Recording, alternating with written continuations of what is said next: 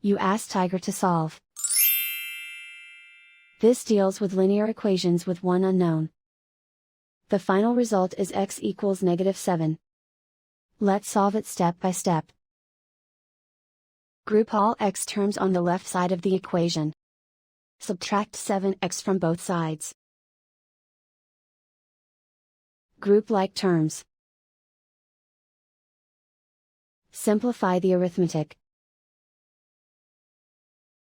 Group like terms.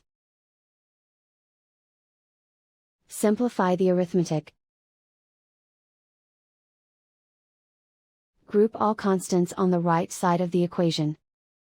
Add 2 to both sides. Simplify the arithmetic.